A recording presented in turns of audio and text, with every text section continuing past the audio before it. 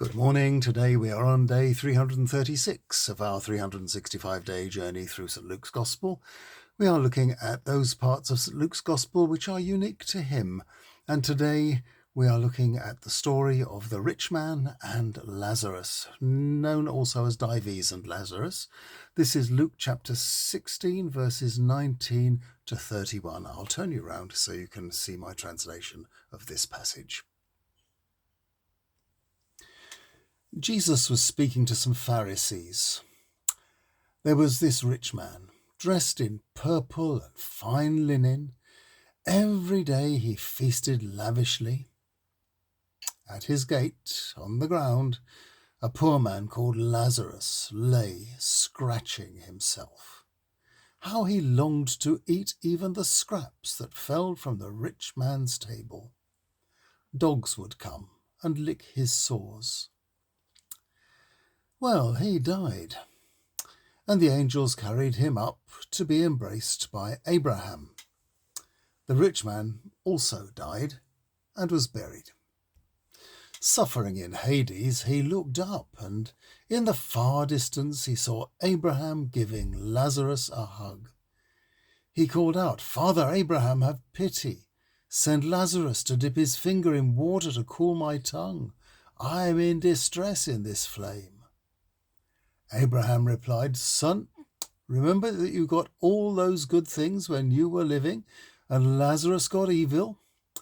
Now he's comfortable here, and you are suffering. Apart from which, between us and you has been fixed a great crevasse, to prevent anyone who wanted to come down here, and nobody is allowed to come from there to us." And the formerly rich man said, "Can I then ask this, Father? Send Lazarus to my father's house. I've got 5 brothers who need to be warned in case they too come to this place of suffering." But Abraham said, "They have Moses and the prophets to listen to." "No, Father Abraham," he replied, "but if somebody from among the dead goes to them, they will change for the better."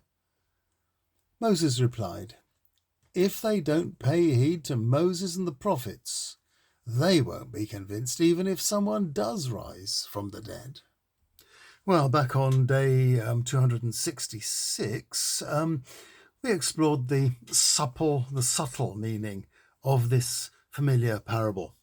Only Luke has it, and its job is partly to educate his Gentile readers about some aspects of first-century Jewish beliefs.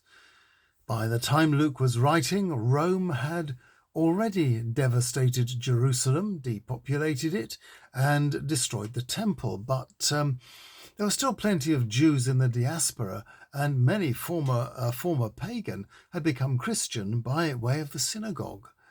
Whilst the Jews were retreating behind their conservative cultural barriers, the Christians, despite persecution and misunderstanding, were reaching out with their new take on faith in God and in his Son Jesus Christ. Jewish teachers were fond of their version of this old story, which was also about a rich man and his poor neighbour. It is a story which appears to have originated in Egypt and was picked up by the rabbis amongst the Jewish community there. And Jewish folk religion at the time was also developing its ideas. And in this case, ideas about the fate of good and bad people when they die. It turns out that our reading today is one of the earliest occurrences in the literature in the world of the unworthy dead, described as unpleasant and fiery. I'll do that sentence again. It turns out that our reading today is one of the earliest occurrences in literature in which the world of the unworthy dead is described as unpleasant and fiery, a place where people are unreachable and beyond help or rescue. It led later to the medieval pictures of hell, of course. The way Luke gives us Jesus' take on this old story is interesting. In the end, it isn't at all about who goes to heaven and who goes to hell.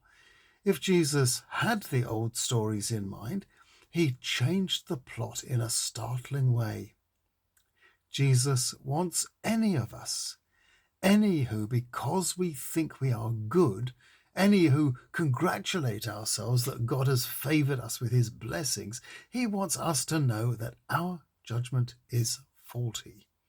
God has greater regard for the poor, the needy, and the outcast than he has for us in our smug self-congratulation. And that still goes on for us today, if we care to read this parable correctly.